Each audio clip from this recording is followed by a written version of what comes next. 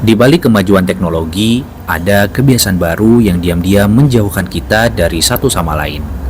Anak-anak yang dulu bermain dan tertawa bersama, kini lebih banyak menunduk karena sibuk dengan layar.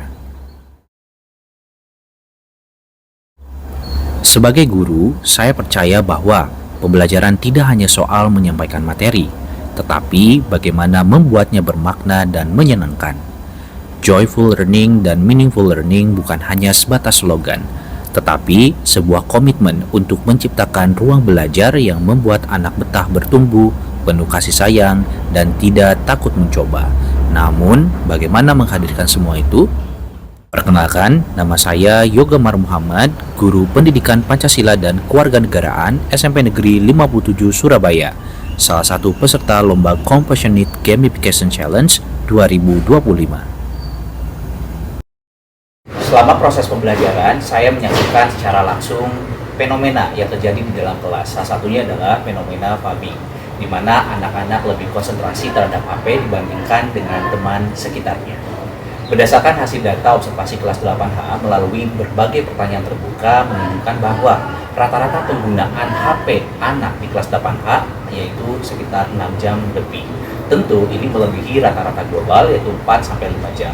Bukan hanya masalah frekuensi, tetapi yang menjadi sorotan saya adalah di mana anak-anak kurang bijak dalam menggunakan handphone ketika di dalam kelas.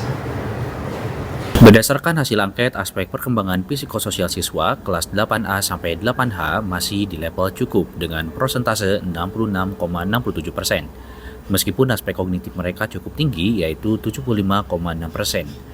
Tak hanya itu, berdasarkan laporan hasil rapor pendidikan sekolah kami 2 tahun terakhir menunjukkan penurunan sub penguatan karakter seperti gotong royong, kemandirian, dan nalar kritis. Data ini menyadarkan saya bahwa kita perlu pendekatan baru untuk menumbuhkan nilai-nilai sosial. Takara, akronim dari Tapak Langkah Karakter Digital Anak, adalah permainan edukatif yang terinspirasi dari berbagai permainan tradisional. Dalam bahasa Jawa, tapak berarti jejak dan kara berarti nilai kebenaran. Takara menggabungkan gamifikasi dengan nilai-nilai etika digital dan sosial.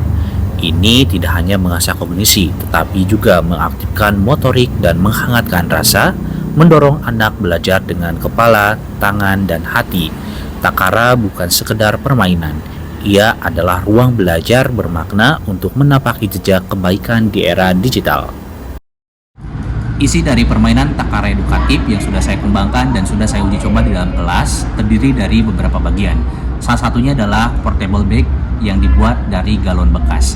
Tujuan dari portable bag ini adalah untuk menyimpan semua isi permainan dari zona-zona ataupun isi dari Takara itu sendiri. Prinsip ini sebagai salah satu sustainable product karena sekolah kami merupakan sekolah adiwiyata nasional. Lalu apa saja isinya? Yang pertama, cerita jejak sebagai panduan yang berisikan penjelasan semua tahapan dan saya modifikasi melalui platform digital agar memudahkan untuk Bapak Ibu guru lainnya jika ingin diadaptasi di dalam kelas. Yang kedua, spin of destiny atau istilah lain dari roda tantangan sebagai alat bantu untuk mengatur urutan permainan. Yang ketiga, tapak karakter dalam hal ini sebagai papan engklek. Yang keempat, petak rasa yang terdiri dari 10 petak rasa. Setiap kotak petak rasa terdapat edukasi nilai karakter etika digital yang bisa dijelaskan oleh guru ketika permainan. Yang kelima, genteng aksi, istilah lain untuk alat bantu permainan di zona aksi bersama papan cerita Takara yang dilakukan oleh tim tapak. Yang keenam, zona tantangan tapak empati yang terdiri dari 5 zona permainan, yaitu zona mendengar tanpa menghakimi, zona pelukan sosial, zona teka-teki perasaan, zona pilih aksi kasih, dan zona simulasi. Berikut 5 tahapan dan zona permainan edukatif Takara yang diterapkan dalam proses pembelajaran di dalam kelas.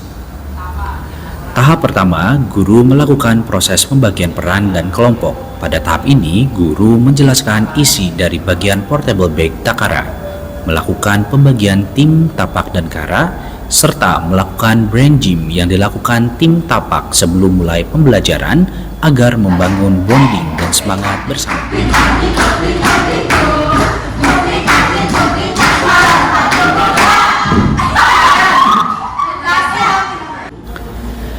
Tahap kedua yaitu kegiatan pemantik hati dan jejak rasa.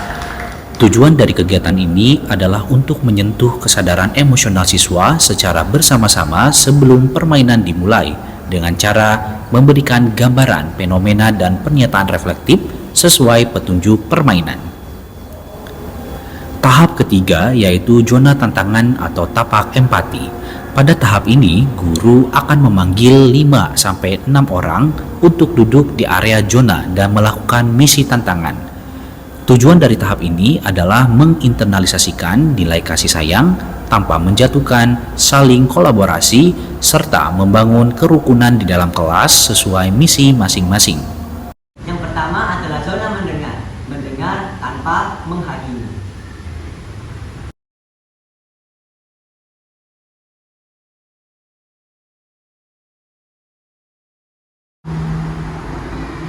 Cara pelaksanaan sebelum masuk ke permainan utama atau papan.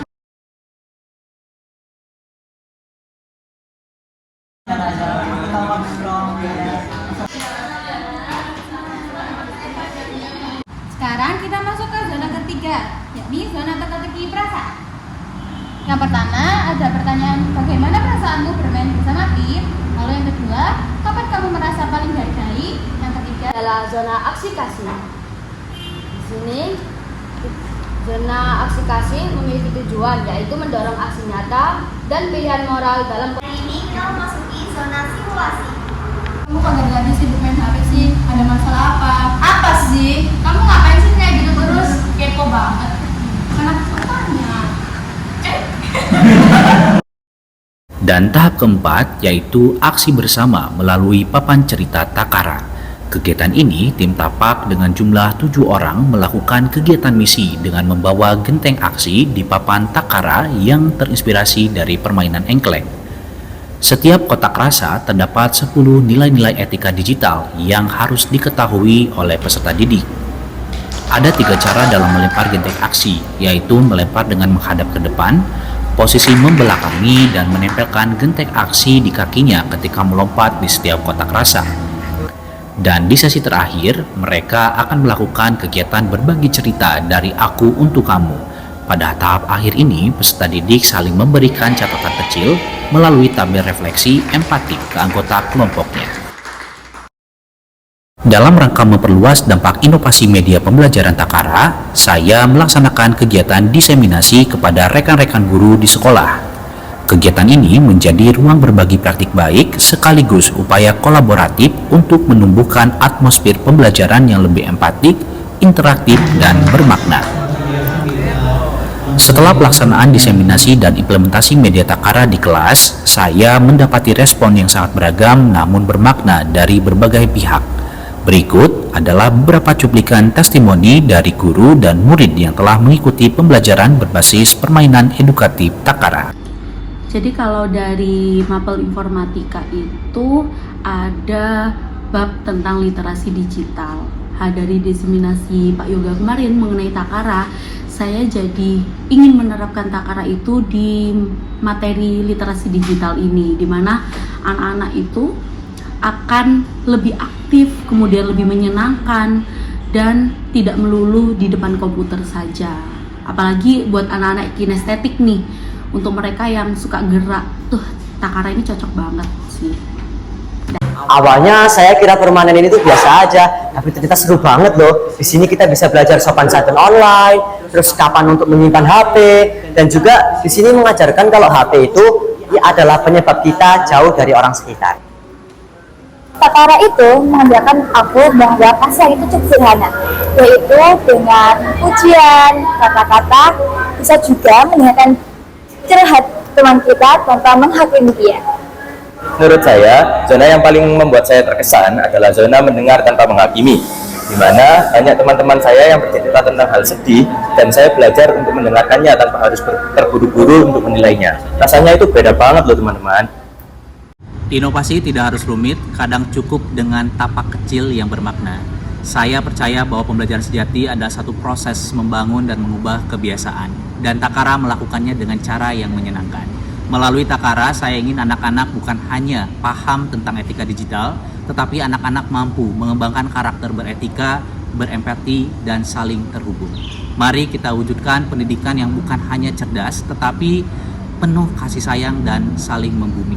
Saya, Yoga Mar Muhammad, Guru Pendidikan Pancasila dan Kewarganegaraan SMP Negeri 57 Surabaya, siap mewujudkan pendidikan penuh cinta untuk masa depan anak tanpa batas. Wassalamualaikum warahmatullahi wabarakatuh.